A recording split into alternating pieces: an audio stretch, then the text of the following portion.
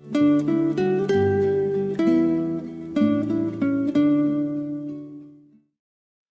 오늘도 사사기 3장에 기록된 이 말씀을 통해서 하나님께서 주시는 은혜를 우리가 함께 나누기를 원합니다. 여러분, 이 사사기 3장부터는 이 사사들의 본격적인 사역들이 기록이 되어 있습니다.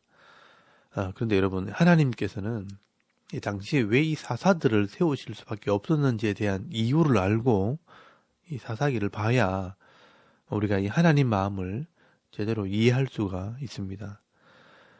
지금 요수아 시대와 이 요수아 이후의 시대는 영적인 분위기가 많이 다릅니다.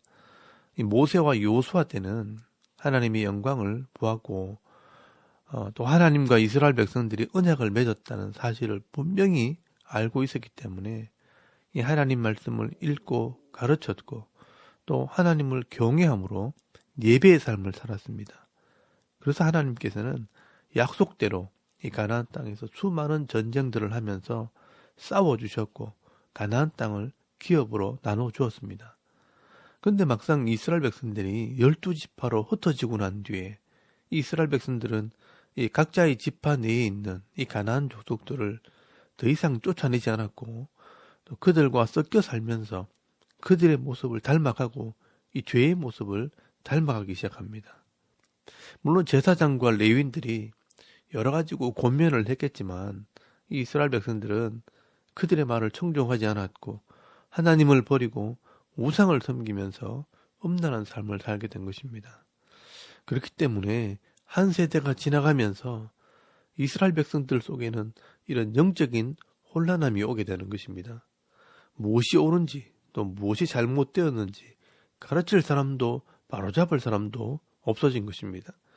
그래서 하나님께서는 말씀대로 이스라엘 백성들에게 재앙을 내리신 것입니다. 그래서 여러분 오늘 사사기 3장 1절에서 4절까지 말씀해 보시면 하나님께서 불순종하는 이스라엘 백성들을 위해 이 남겨두신 이방 사람들이 어떤 의미가 있는지를 설명을 합니다. 쉽게 말하면 이 이스라엘 백성들이 쫓아내지 않은 이 가나안 땅 사람들은 이스라엘 백성들을 때릴 몽둥이가 된다는 것을 말씀을 하게 됩니다. 여러분, 이 악한 자들을 통해 자기 백성을 때리시는 것입니다. 여러분, 나중에도 나오겠지만 하나님께서 이 솔로몬에게 경고하신 말씀을 보면 이런 것들을 설명을 합니다. 여러분, 사무엘하서 7장 14절 말씀에 보시면 나는 그에게 아버지가 되고 그는 내게 아들이 되리니 그가 만일 죄를 범하면 내가 사람의 매와 인생의 채찍으로 징계하려니와 라고 말씀을 합니다.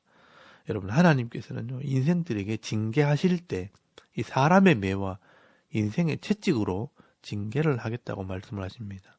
이 사람들의 관계 속에서 또 인생의 여러 가지 환란을 통해 죽이지는 않지만 괴롭힘을 당하고 고통을 당하게 된다는 것입니다. 왜 그렇게 하십니까? 하나님께서 기다리시고 있다는 것을 깨달으라는 것입니다. 그래서 여러분 호세아서 말씀에 보시면 하나님께서 노골적으로 표현을 합니다. 여러분 호세아서 6장 6절 말씀에 보시면 나는 인애를 원하고 제사를 원하지 아니하며 번제보다 하나님을 아는 것을 원하노라 라고 말씀을 합니다. 하나님께서 진짜 원하시는 것은 하나님의 마음을 깨닫고 하나님께 돌아오는 것입니다. 그래서 하나님께서는 형식적인 예배보다는 진심으로 하나님을 알기를 원하신다고 말씀을 하는 것입니다. 그런데 이런 하나님 마음을 깨닫지 못하고 끝까지 돌아오지 않으면 어떻게 하시느냐? 결국은 칼과 활로 심판을 하시는 것입니다. 전쟁을 통해서 심판을 하신다는 것입니다.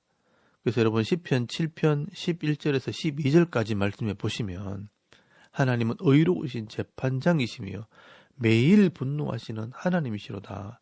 사람이 회개하지 아니하면 그가 그의 칼을 가시며 그의 활을 이미 당기어 예비하셨도다라고 말씀을 합니다. 여러분 하나님께서는요 매일마다 회개하기를 기다리시지만 끝까지 돌아오지 않으면 마지막에 결국 칼과 활로 심판하시는 하나님이십니다. 그래서 오늘 사사기 3장에는 이스라엘 백성들이 하나님을 버리고 우상을 섬기기 시작할 때 하나님께서 대적들을 통해 고통을 주시는 장면이 나옵니다.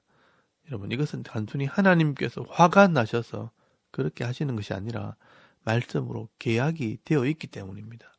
여러분, 레위기 26장 17절 말씀에 보시면 내가 너희를 치리니 너희가 너희의 대적들에게 패할 것이요 너희를 미워하는 자가 너희를 다스릴 것이며 너희는 쫓는 자가 없어도 도망하리라 라고 말씀을 합니다.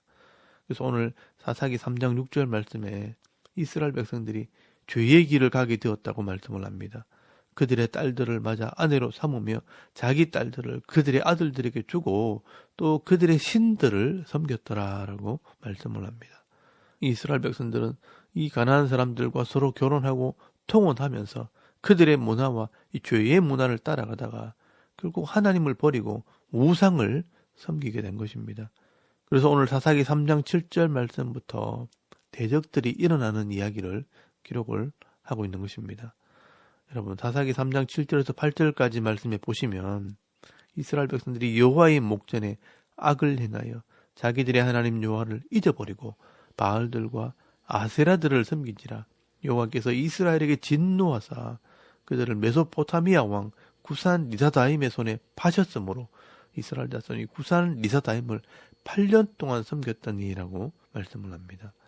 여러분, 여기 여호와의 목전에서 악을 행했다는 말은 하나님의 눈 앞에서 우상을 섬기고 여호와를 잊어버렸다고 말씀을 하는 겁니다.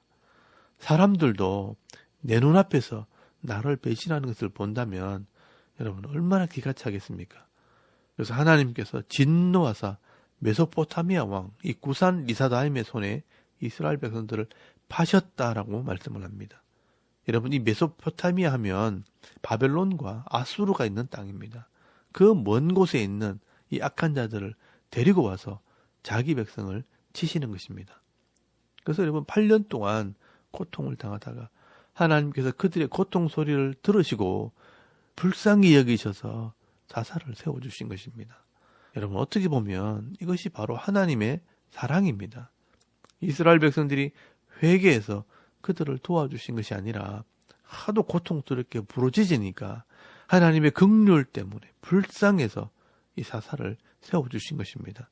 그리고 이 하나님의 영에 감동된 그 사사 한 사람이 말씀대로 공의를 행하면 그 한 사람 때문에 하나님께서 자기 백성들을 도와주시는 것입니다.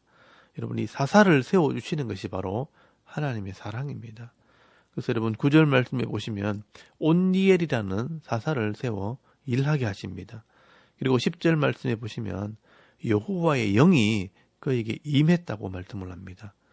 여기 하나님의 영이 임했다는 것은 결국 하나님께서 일하셨다는 것을 말씀하는 겁니다. 여러분이 온니엘 때문에 하나님께서 싸워주시고 이기게 하심으로 그 땅에 회복의 은혜가 임하게 되는 것입니다. 그래서 여러분 11절 말씀에 보시면 이스라엘 백성들이 40년 동안 평안을 누렸다고 말씀을 합니다.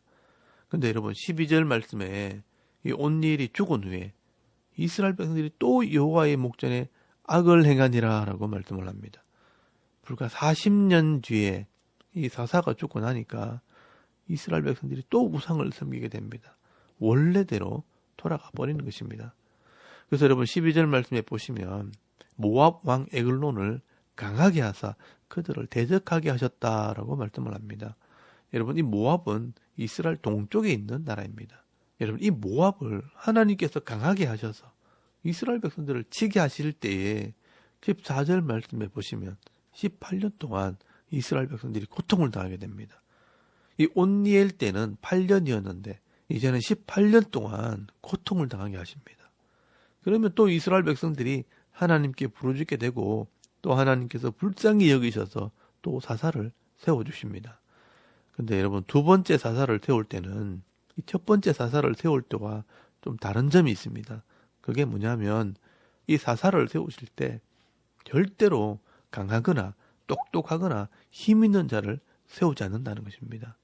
여러분 첫 번째 사사 온니엘은 힘도 있고 능력도 있는 사람이었지만 그런 사람은요 결국 자기를 자랑하고 자기가 잘난 줄 안다는 것입니다.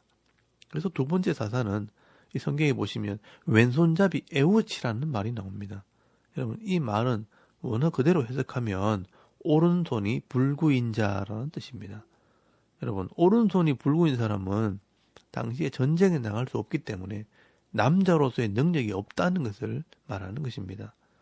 여러분, 이 에훗은 이렇게 남자로서 능력이 없는 사람이기 때문에 적의 왕에게 세금을 바치는 일을 하게 된 것입니다.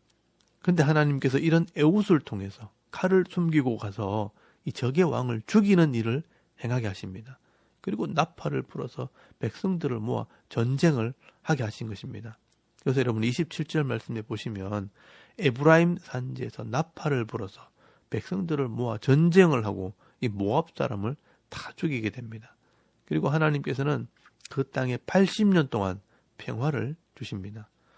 여러분, 이렇게 하나님께서는 사사들을 세우심으로 이 한 사람 때문에 나라를 지켜주시고 또 백성들을 구원하실 뿐 아니라 그 땅에 평화의 복을 주시는 것입니다. 그러므로 오늘 저와 여러분이 사실 하나님을 경외함으로 하나님 말씀대로 순종하는 이 한 사람이 되어야 하는 것입니다. 내가 비록 다른 사람들보다 뛰어나지 못하고 약한 자라 할지라도 온전히 하나님께 순종하는 자가 된다면 하나님께서 오늘도 이런 헌신하는 사람들을 통해 일하시는 것입니다. 여러분, 오늘도 이 나라가 이렇게 악하고 죄악이 관영한 것 같아도 이 지역마다 또 도시마다 교회마다 하나님을 믿고 신뢰하는 이런 헌신된 일꾼들이 있기 때문에 하나님께서 이 나라와 이 민족을 지금도 도우시고 또 우리들에게 은혜를 베풀어 주시는 것입니다. 오늘 저와 여러분도 비록 적은 수이지만 믿음으로 헌신된 일꾼이 되어서 이 하나님 나라 사역에 쓰임받는 그런 은혜가 있기를 바랍니다. 그리고 여러분, 또 하나 중요한 것이 있습니다. 이 사사들이 사역할 때 하나님께서 주시는 이 평화의 시간들은 다음 세대를 준비하는 중요한 시간이라는 것을 알아야 합니다.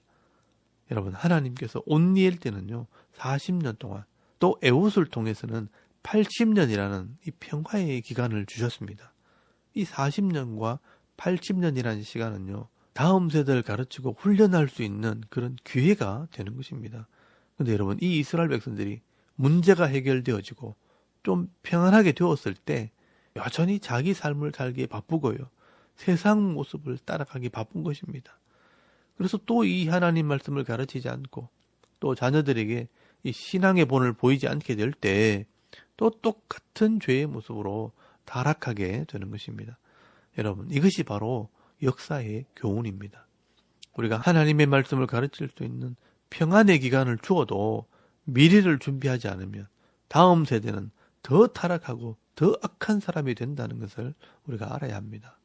여러분, 오늘 우리가 이 사사기 시대를 보면서 오늘 이 시대를 볼 수 있는 영적인 눈이 있기를 바랍니다. 여러분, 우리나라는 지금 평화의 시절을 지나가고 있습니다.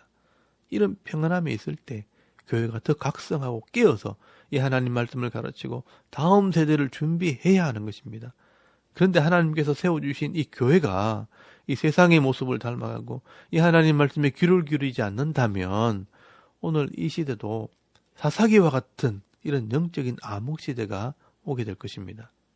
여러분, 하나님께서 이 대한민국에 왜 이렇게 많은 신학교를 세우고 왜 이렇게 도시마다 교회를 세우시고 골목마다 십자가를 세워주시는지 우리가 생각을 해야 됩니다. 여러분, 세계 어느 나라도 이렇게 짧은 기간 동안 신학교를 세우고 지역마다 교회를 세운 나라가 없습니다. 6.25 전쟁 이후에 70년 동안 이 평화의 시간을 주신 것은 하나님의 특별한 계획이 있는 것입니다. 저 북쪽 땅과 또 중국과 이 이슬람권을 향한 하나님의 계획이 있는 것입니다. 복음의 문이 열리기만 하면 저 북쪽과 중국과 이 이슬람권을 향한 많은 일꾼들이 필요한 것입니다. 그러므로 오늘 우리 교회가 우리에게 주어진 이 평화의 시간에 하나님의 말씀을 다음 세대에 가르치는 이 사역을 감당해야 하는 것입니다. 오늘 우리 한국교회는요, 교인들을 빨리 모아서 큰 교회가 되는 것이 중요한 것이 아니라 한 사람이라도 바로 가르치라고 많은 지도자, 많은 목사, 많은 교사를 세우는 것이 중요한 것입니다. 그러면 오늘 저와 여러분은 이 사사기 말씀을 통해 이 하나님 마음을 깨달으시고요, 이 대구 샤론 교회가 말씀을 바로 가르치는 교회가 되도록 여러분 기도해 주시고, 또 여러분의 가정과 이 자녀들이 이런 사사기 시대를 살아가지 않도록 평화의 기회를 주셨을 때 이 하나님 말씀으로 가정을 세우고 말씀대로 순종함으로 다음 세대에는 더 큰 은혜와 복을 물려줄 수 있는 저와 여러분의 이런 가정과 교회와 기업이 되실 수 있기를 주의 이름으로 축원합니다. 아멘. 우리 잠깐 기도드리겠습니다. 오늘도 하나님 말씀의 가치를 깨달아서 이 하나님 말씀을 배우고 순종함으로 하나님이 도우시는 은혜를 누리게 하옵소서. 자신을 위해서 기도하시고요. 또 나라와 민족과 교회와 가정과 자녀들을 위해서 또 오늘 해야 할 일들을 위해 기도하고 오늘 하루 삶을 또 시작할 수 있길 바랍니다. 다 같이 우리 하나님께 한번 기도드리겠습니다. 살아계신 하나님 은혜를 감사합니다. 오늘도 이 아침에 하나님을 예배하게 하시고